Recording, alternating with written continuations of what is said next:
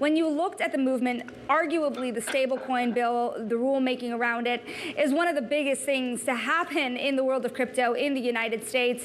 What do you think this bill ultimately does? To the extent that it gets passed, what does it unlock for you? Well, first of all, thank you very much for having me. This bill will unlock very much clarity on the stablecoin role for the future of the US dollar hegemony and how it should be managed in a very safe and serious way.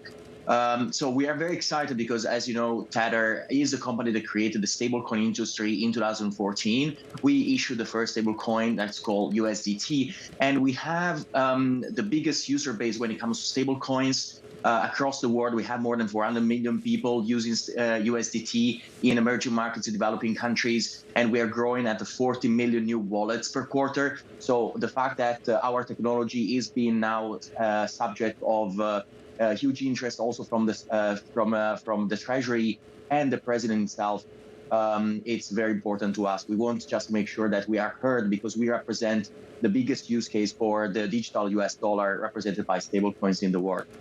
And Paolo, while we're on the topic of Washington, D.C., you recently posted a photo of yourself at the White House. Were you actually in attendance at the White House Crypto Summit? No, I wasn't not in the attendance of the summit, but that was my first trip in the United States ever. And I'm very thrilled to be here, and I love the country. So, no, I had to do a little bit of photo taking around the Capitol. I get it, tourist stuff. I've taken a few photos like that myself, but I am curious, while you were in the vicinity of the White House, did you meet with any lawmakers? Absolutely. We have been having different meetings with lawmakers and the administration. It's very important that our voice is properly heard because, as I said, we represent the most important use case for the US dollar hegemony around the world.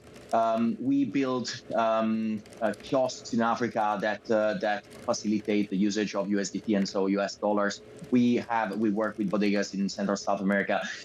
We are present with boots on the ground, building infrastructure for the US dollar from the ground up in all the emerging markets. And you know, the interesting thing is that there is Tether there, and basically there are the breaks. And I believe that USDT in this moment is representing the last stronghold in support of the US dollar in the emerging markets, when everywhere else we're seeing a very big push for de-dollarization of the world coming from the BRICS nations. Paolo, I am pretty stunned to hear that you had not visited the nation's capital, let alone had more of a presence in the United States. I understand that there has been a fits and starts relationship, but you also have had a very strong relationship as Tether with the current Commerce Secretary's, I guess, former firm now, the firm he founded, Cantor Fitzgerald.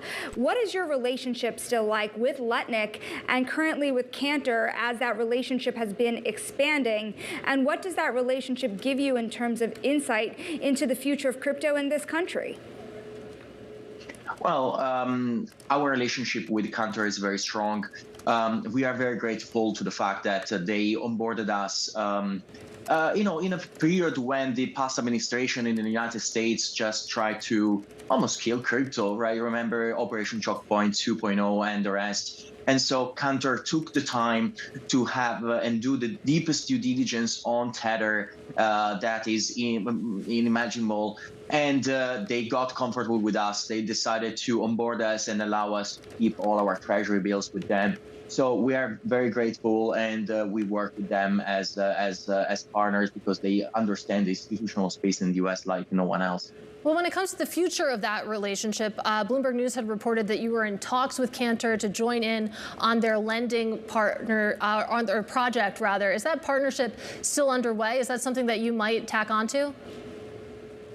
Well, Bitcoin lending is very interesting to us and very important. I believe that there are huge opportunities, and joining forces between Tether and Cantor is the right thing to do. They know all the institutional borrowers, and we are the leaders in the space of tokenization on assets, and also we are among the biggest companies in the Bitcoin space. So it just makes sense. Paolo, I just wonder, why you're based in El Salvador and spending time in Switzerland when you have a U.S. dollar stablecoin. You have a U.S. flag there on your lapel. Why don't you do your work out of the United States of America if the underlying asset is our dollar?